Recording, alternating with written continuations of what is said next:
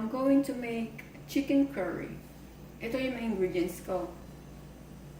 Potato, chopped chicken, crushed red pepper, curry powder, bali dalawang gagamitin ko, coconut milk, patis, garlic, red pepper, yellow onion, grated ginger.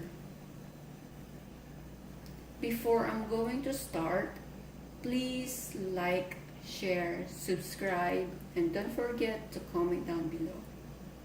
At yung mga measurement, ilalagay ko sa description box. First is, I heat muna yung oil. Bali yung ginamit kong oil is regular oil lang siya. And then, ipa-fry ko muna itong potato. Mga ano lang, mga saglitan lang. Yung medium fry lang siya. Yung mag-golden brown lang siya. Ayan, i-fish out ko na sila.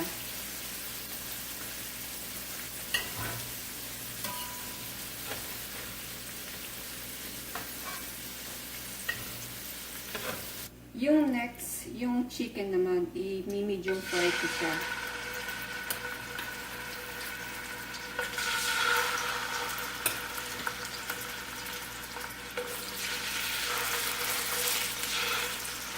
Last step na to. Medium cook na sila lahat.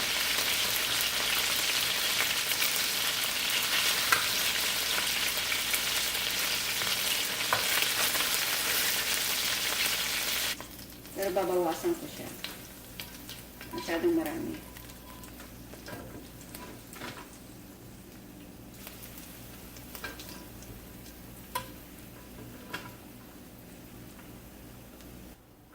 Garlic.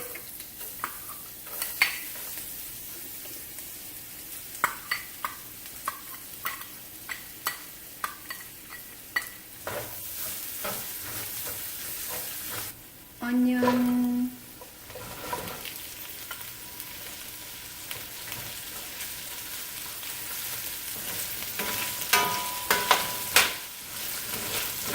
Grated ginger.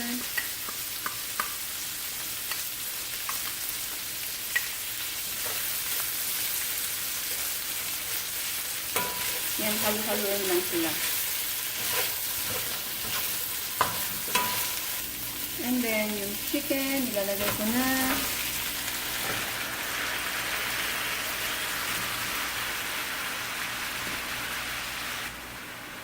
Patis.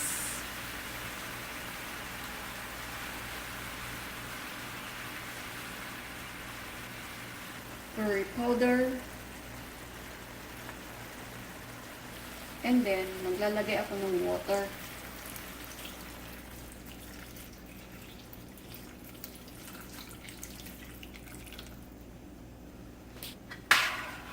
I-mix lang sila ng mabuti.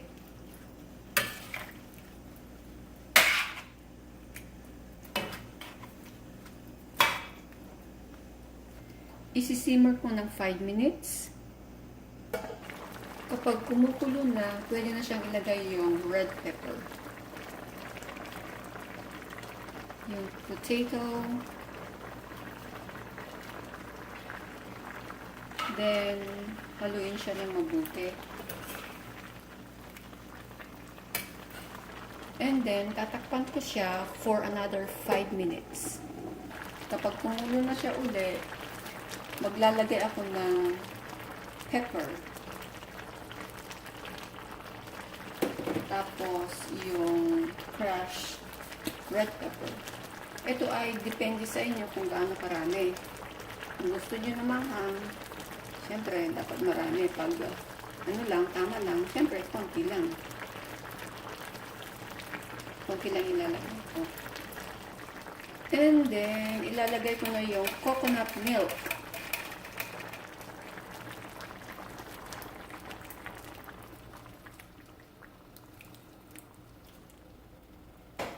Haluin lang siya ng mabuti.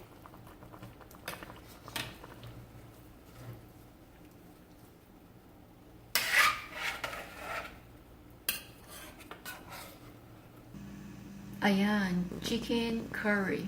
Maraming salamat sa panonood. Ito si Charo from Char de la Cocina. Sa uulitin. Thank you.